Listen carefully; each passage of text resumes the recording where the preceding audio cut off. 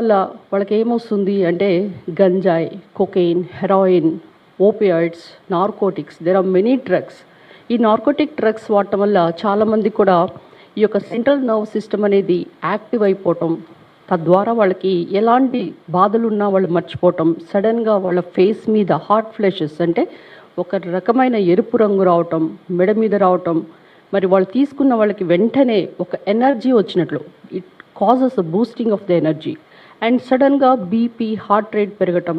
మరి చాలామంది హాలుసినేషన్స్ అంటారు, అంటే ఈ డ్రగ్స్ తీసుకున్న వాళ్ళకి అదొక అలవాటు ఉంటుంది. ఎందుకంటే వాళ్ళ రియాలిటీలో వాళ్ళొక పాపర్స్ కావచ్చు, లేదా వాళ్ళు చాలా బాధలు పడవచ్చు, డిప్రెషన్లో ఉండొచ్చు. ఎప్పుడైతే ఈ డ్రగ్స్ వాడతారో సడన్గా వాళ్ళ యొక్క థాట్ ప్రాసెసింగ్ అనేది చేంజ్ అవుతుంది. అంటే ఏంటంటే వాళ్ళు ఏం చూస్తున్నారో, ఏం వింటున్నారో అదంతా కూడా రివర్స్గా వాళ్ళకి కనిపిస్తుంది, అంటే which is not there. So ఇలాంటి ఒక వింత అనుభూతిని, ఒక యాజ్ ఇఫ్ ఒక స్వర్గానికి పోయిన అనుభూతిని వాళ్ళు పొందటం వల్ల, ఈ డ్రగ్స్ తీసుకోవటం వల్ల వాళ్ళ యొక్క బాధలు తగ్గిపోయి వాళ్ళు ఒక యూఫోరియాలోకి వెళ్ళటం వల్ల ఈ డ్రగ్స్ ఒకదానికి అలవాటు పడతారు. అంటే ఎప్పుడైతే ఈ డ్రగ్స్ అలవాటు చేస్తారో డెఫినెట్లీ ఇక వాళ్ళు ఆ డ్రగ్స్ యొక్క అడిక్షన్కి అసలు వాళ్ళు బయటకు రావటం చాలా కష్టం. అయితే దీనికి అంతటి ముఖ్య కారణం ఏంటంటే గత ప్రభుత్వంలో మీరు గమనిస్తే మనము డ్రగ్స్ తీసుకోవద్దు, డ్రగ్స్ వద్దు బ్రో అంటే వైసీపీ ప్రభుత్వం ఏమంది, డ్రగ్స్ తీసుకో బ్రో అంటూ వింత ప్రచారం చేశారు. మరి అది కూడా ఎవరితో చేశారంటే వైజాగ్ స్టూడెంట్ యూనియన్ ప్రెసిడెంట్, వైసీపీకి చెందిన వ్యక్తి పులగం కొండారెడ్డి. ఆయన టార్గెటింగ్ అంటే ఏంటంటే ఒక engineering colleges, schools and different sectors, అంటే ఉద్యోగస్తుల మీద టార్గెట్ చేసి ఈ డ్రగ్స్ని ఏ విధంగా అమ్మాడో మరి మీ అందరికీ తెలుసు. ఈ డ్రగ్స్ పార్టీ, అంటే వాళ్ళ పార్టీలో పెద్ద పెద్ద నేతలు ఎక్కడైనా పార్టీ చేసుకుంటుంటే పార్టీకి సరఫరా చేసి వాళ్ళ ద్వారా పదవులు పొందటం, ఈ పదవి వచ్చింది ఆ డ్రగ్స్ ఆయన సప్లై చేయటం వల్ల. మరి ఈ డ్రగ్స్ సప్లై చేయటమే కాకుండా ఆయన అడ్డంగా సప్లై చేస్తున్నప్పుడు ఈగల్ టీంకి దొరకటం అనేది మీరు కూడా గమనించాలి. ఆ యొక్క ఈగల్ టీం దొరికిన ఈ పులగం కొండారెడ్డిని జగన్మోహన్ రెడ్డి ఏం చేశాడమ్మా, ఆయన నెత్తి మీద పెట్టుకొని కనీసం సస్పెండ్ కూడా చేయలేదు. అంటే డ్రగ్స్ తీసుకోండి, మీరంతా సర్వనాశనం అయిపోయింది, యువత యూఫోరిక్ వెళ్ళిపోయి రకరకాలైన హత్యలు, తర్వాత వాళ్ళ పార్టీలో ఉన్న వాళ్ళందరే దొంగల పార్టీ, అంతేకాకుండా హత్యలు చేసిన పార్టీ మనుషులు. అలాంటి వాళ్ళని ఇంకా ఎంకరేజ్ చేస్తూ ఇక రపా అనుకుంటూ ఏ విధంగా వాళ్ళు వింత పోకడలు పోతున్నారో మీ అందరికీ తెలుసు. మరి ఇలాంటి డ్రగ్స్ తీసుకుంటున్న వాళ్ళకి జగన్మోహన్ రెడ్డి గారు ఎలాంటి మరి సందేశం ఇచ్చారా అంటే, ఆయన యువత భవితకు కానీ డ్రగ్స్ పట్ల కానీ ఆయన ఉన్న నిర్లక్ష్య వైఖరిని రాష్ట్ర ప్రజలందరూ కూడా గమనించారు. గత 5 సంవత్సరాలు అంటే అన్నపూర్ణ ఆంధ్రప్రదేశ్గా ఉన్న ఆంధ్రప్రదేశ్ని గంజాయి ఆంధ్రప్రదేశ్గా మార్చి మరి కాలేజెస్, స్కూల్స్, కనీసం బడ్డీ కొట్లను కూడా వదలకుండా డ్రగ్స్ సరఫరా ఇబ్బడి ముబ్బడిగా చేసి ఏరులై పారించారు. ఆంధ్రప్రదేశ్ను, అన్నపూర్ణ ఆంధ్రప్రదేశ్ని గంజాయి ఆంధ్రప్రదేశ్గా మార్చారు. ఇక గంజాయి సరఫరాకి రాజధాని ఏదయ్యా అంటే ఆంధ్రప్రదేశ్ని రాజధానిగా, అంటే దేశ రాజధానిగా చేసిన ఢిల్లీ కాదు, గంజాయికి ఆంధ్రప్రదేశ్ దేశ రాజధానిగా మార్చారు.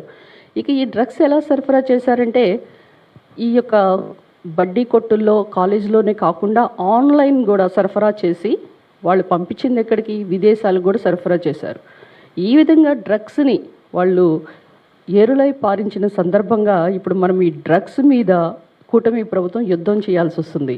ఈ యుద్ధంలో భాగంగా ఈ యొక్క అన్నపూర్ణ ఆంధ్రప్రదేశ్ని తీర్చిదిద్దే ప్రోగ్రాం మళ్ళీ స్టార్ట్ చేసాం మనం. దీనికి గాను ప్రత్యేకమైన మంత్రులు కమిటీ వేయటం, అంతేకాకుండా ఎవరైతే గంజాయి చోట పండించి ఆ పండించిన దాన్ని చేరే గమ్యం వరకు ఈగల్ టీం అనే సైన్యాన్ని వేటకు పంపించడం, అంతేకాకుండా ఈ యొక్క డ్రగ్స్ మాఫియా పైన ఉక్కు పాదం మోపటం, మరి నార్కోటిక్ పోలీస్ డిపార్ట్మెంట్ని కూడా ఒకటి పెట్టి అండ్ మంత్రుల ఉప కమిటీని కూడా పెట్టి ఇప్పుడు వైజాగ్ అండ్ పాడేరు అండ్ అమరావతిలో స్టేట్ టాస్క్ ఫోర్స్ని కూడా మనం నియమించడం జరిగింది.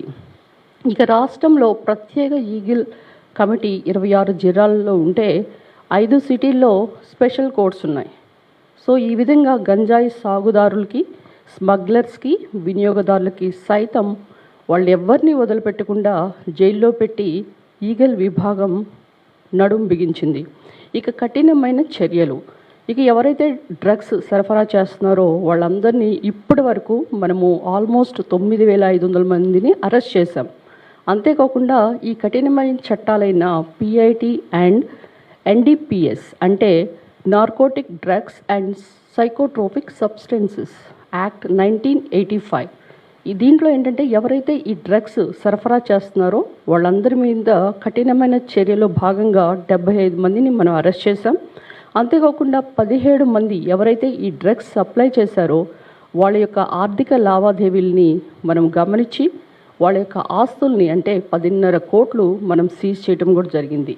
ఇక ఎక్కడైతే ఈ యొక్క పంట పండిస్తున్నారో గంజాయి, ఈ నార్కోటిక్స్, అక్కడ మనము ఆ ప్రాంతాలను ఐడెంటిఫై చేసి అంటే 858 హాట్ స్పాట్స్ని మనం గుర్తించి అందులో 850 వరకు మనం జియో ట్యాగ్ చేయటం జరిగింది.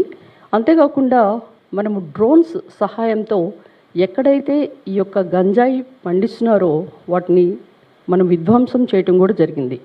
ఈ యొక్క పండించిన పంటని అల్లూరి సీతారామరాజు జిల్లా నుంచి మరి వాహనాల ద్వారా వాళ్ళు సరఫరా చేస్తే మనం ఆ వెహికల్స్ని కూడా సీజ్ చేశాం.